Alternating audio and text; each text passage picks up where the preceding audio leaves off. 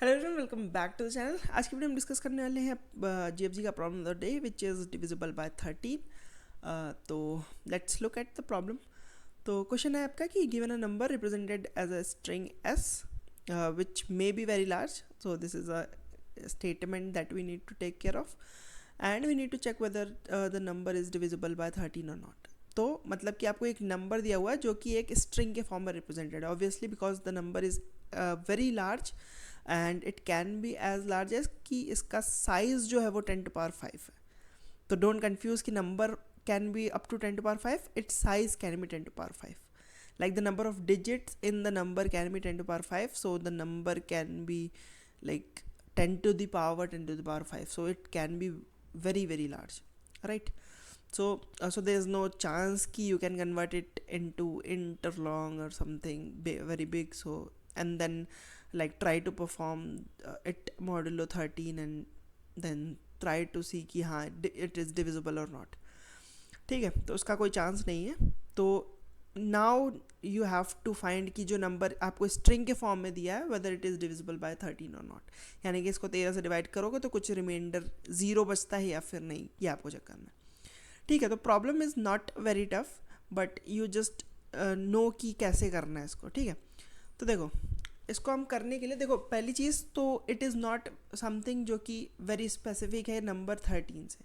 ठीक, we can definitely generalize it कि कोई भी के लिए हम जनरलाइज कर सकते हैं. In our case it is 13 but we can generalize it to any k, right. तो मतलब कि हमारा बस काम ये है कि एक नंबर है जो कि बहुत बड़ा नंबर है जो कि हमें स्ट्रिंग के फॉर्म में दिया हो, बट इतना बड़ा भी नहीं कि हम उसे ट्रैवर्स नहीं कर सकते, बट हम ट्रैवर्स कर सकते हैं, बट उसको किसी भी इंटीजर या फिर किसी भी ऐसे डेटा टाइप में स्टोर नहीं कर सकते जहाँ पे हम डायरेक्ट मैथमेटिकल ऑपरेशन या कि मॉड्यूलो वगैरह लगा सकें. ठीक, तो यानी कि हम नंबर कोई भी कंसिडर करते हैं. लेट्स से कुछ भी नंबर है 2 5 7 3 4 6 2. ठीक, लेट्स से ऐसा कोई भी बड़ा सा नंबर है. Let's just go back to our school days कि हम अगर हमें कहा जाता कि इसको तुम 13 से डिवाइड करो, तो हम जो ऐसे करके फिर अपना जो नॉर्मल तरीके से डिवीजन करते थे, तो वैसे डिवीजन की तरफ एक बार हम देखें तो हम कैसे डिवाइड करते थे. हम क्या करते थे, हम एक नंबर उठाते थे, ठीक, और देखते थे क्या वो ये 13 से डिविजिबल है कि नहीं. पहले देखते थे कि ये दो दो हम देखते थे कि दो तो छोटा है, तो इसका मतलब कि दो इंडिपेंडेंटली 13 से डिवाइड नहीं हो पाएगा, तो इसका मतलब हमें एक नंबर और लेना पड़ेगा. तो हम दो नंबर उठा लेते थे. फिर अब फिर से देखते थे कि क्या ये जो दो नंबर हमने उठाए ये हमारे 13 से छोटे हैं कि नहीं. तो अब हम दो नंबर उठाएं, ये 13 से डिवाइड हो सकते हैं, तो हम डिवाइड करके देखते थे कि कैसे इसको डिवाइड कर सकते हैं. ठीक है, तो फिर हम क्या निकालते थे, क्वेश्चन निकालते थे कि 1 टाइम्स डिवाइड होगा, फिर इसको 13 यहाँ पे लिख के 13 से सब्ट्रैक्ट कर लेते थे, है ना. 13 से सब्ट्रैक्ट करते थे तो क्या आएगा यहाँ पे आपका 12 आ जाएगा. ठीक, अब फिर से हम देखते थे कि ये 13 क्या इस 12 से 13 क्या इस 12 को डिवाइड कर सकता है. आप कहोगे नहीं डिवाइड कर सकता है. क्यों नहीं कर सकता, क्योंकि बेसिकली जो ये 12 है ये छोटा है. ठीक, तो कोई भी एक बड़ा नंबर किसी छोटे नंबर को डिवाइड नहीं कर सकता है. तो आपको क्या करना पड़ेगा, आपको अब फिर एक और एलिमेंट लाना पड़ेगा, है ना. एक और एलिमेंट आप लाए, तो इसको देखो इसको कुछ इस तरीके से मैप करने की कोशिश करो कि बेसिकली क्या एक और एलिमेंट ला रहे हो, यानी कि एक और इंडेक्स की वैल्यू आप देख रहे हो. ठीक, इसको थोड़ा थोड़ा अपनी प्रॉब्लम के साथ मैप करने की कोशिश करो तो you will definitely get idea. ठीक, फिर क्या किया, फिर हमने अब फिर से हम देखेंगे कि ये 13 इसको कितनी बार डिवाइड कर सकता है. तो आई थिंक 9 टाइम्स डिवाइड कर सकता है. ठीक है, फिर ये समथिंग समथिंग समथिंग आएगा, फिर उसको क्या करेंगे, फिर हम इसको सब्ट्रैक्ट करेंगे और जो भी वैल्यू आएगी वो यहाँ पे लिखेंगे.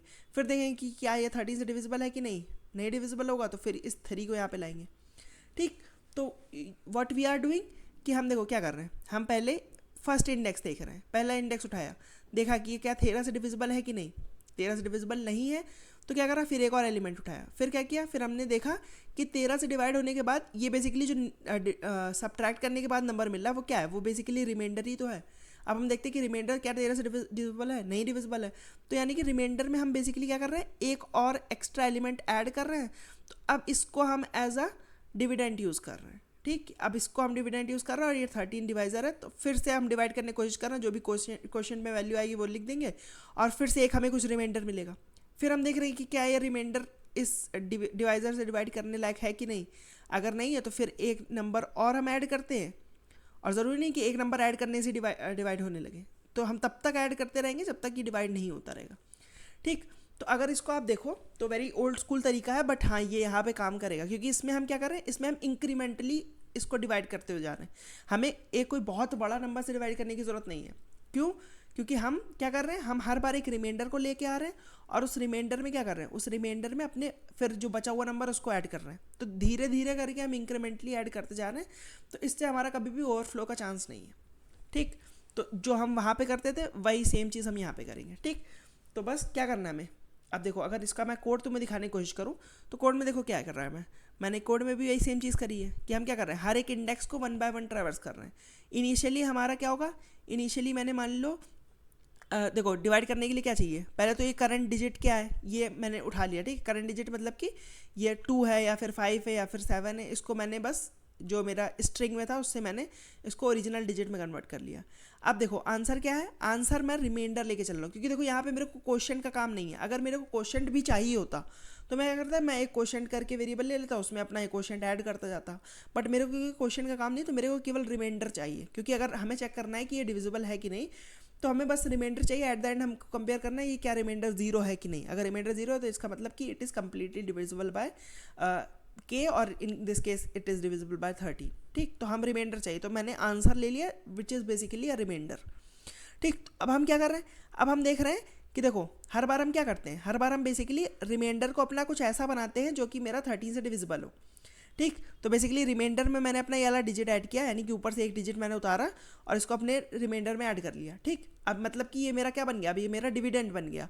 तो अब हम क्या करने की कोशिश करेंगे, अब हम फिर से नया रिमाइंडर फाइंड करेंगे। हर नया रिमाइंडर कैसे मिलता है कि इसको जितना मैक्सिमम डिवाइड हो पाए उतना डिवाइड करो और फिर उसके बाद रिमाइंडर निकाल लो। तो हमारे पास रिमाइंडर के लिए एक ऑपरेटर होता है जो कि होता है मॉड्यूलो ऑपरेटर।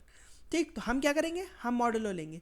और देखो ज़रूरी नहीं है कि तुम्हारा ये हर बार जो ये तुम्हारा रिमाइंडर आया, इसको जो हमने बाद में डिविडेंड बनाया इसमें एक और एलिमेंट ऐड करके, ये जो हो ये तुम्हारा इस केक से डिविजिबल हो, ये ज़रूरी नहीं है। बट बिकॉज अगर मान लो ये तुम्हारी इसकी वैल्यू कम होगी और के की वैल्यू मान लो तुम्हारी बड़ी है, तो ये कुछ नहीं करेगा।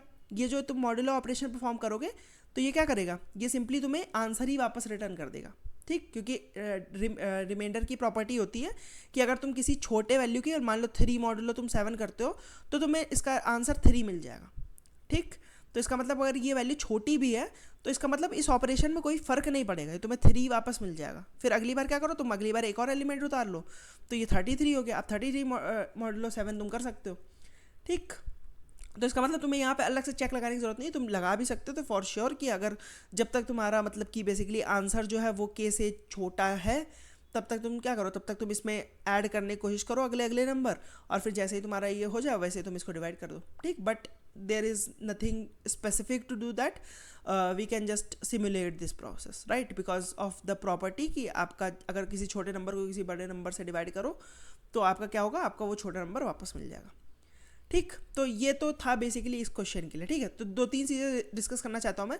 पहली चीज़ कि ये तुम्हारा स्पेसिफिक नहीं है 13 के लिए। ठीक, कि कोई हम इसमें 13 की प्रॉपर्टी नहीं यूज़ कर रहे हैं। अगर 13 की हम कोई प्रॉपर्टी यूज़ कर रहे होते तो फिर it will be strict to 13 only. ठीक, लेकिन हम कोई प्रॉपर्टी नहीं यूज़ कर रहे, तो इसका मतलब कि ये हमारा किसी भी नंबर के लिए जनरलाइज कर सकते हैं हम इसे।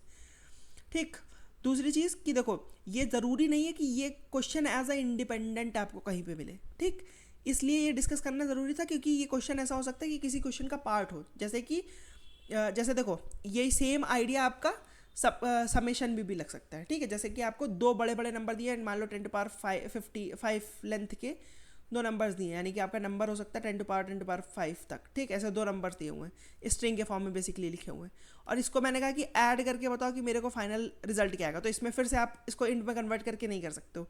फिर से क्या करोगे, फिर से आप ओल्ड स्कूल वाले तरीके में जाओगे। क्या तरीका होता था आपका स्टार्टिंग में ऐड करने का, आप क्या करते थे, आप पीछे से स्टार्ट करते थे, पीछे से एक एक डिजिट उठाते थे, एक एक डिजिट आप मतलब कि दोनों स्ट्रिंग का उठाओगे लास्ट वाले।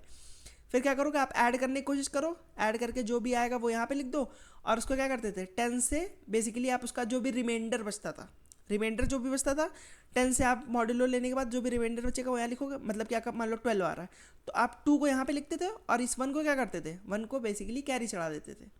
ठीक, तो कैरी का मतलब है कि आपका अब 3 एलिमेंट्स ऐड हो रहे हैं। बेसिकली कैरी का मतलब है कि ये वाले डिजिट और एक कैरी भी आया है वो भी ऐड हो रहा है। ठीक, अब इन तीनों को ऐड करके फिर से कुछ आएगा, उसको फिर से आप 10 से मॉड्यूलो करो, जो भी रिमाइंडर आए वो यहाँ पे लिख दो, और फिर जो भी बचा हुआ नंबर होगा उसको आप कैरी यहाँ पे रख दो। तो मतलब कि आप फिर से 3 एलिमेंट्स आप ऐड कर रहे हो। ठीक, ऐसे करते करते आप डिजिट बाय डिजिट आप अपना ये फॉर्म कर सकते हो। ठीक, तो दे आर नॉट कि आप इसको स्पेसिफिक क्वेश्चन की तरह भी ट्रीट कर सकते हो, but it is not very specific कि हाँ ये आपको हमेशा एक इंडिपेंडेंट क्वेश्चन की तरह मिलेगा, ये आपका किसी दूसरे क्वेश्चन में मिंगल होके आ सकता है। ठीक, in that case if you know this trick तो आप फिर उस पर फोकस करोगे। जैसे कि ये जो समेशन वाला बता रहा था, ये आपको ये लिंक लिस्ट में मिल जाएगा ये क्वेश्चन। ठीक है, आपको दो लिंक लिस्ट दी होती हैं, आपको क्या करना होता है, आपको इसको ऐड करना होता है बेसिकली, और इसको एक तीसरी लिंक लिस्ट के फॉर्म में डिनोट करना होता है। ठीक, तो if you know this idea तो आप क्या करोगे, आप केवल लिंक लिस्ट कैसे हैंडल करनी है, कैसे पॉइंटर्स हैंडल करने हैं, उस पर फोकस करोगे।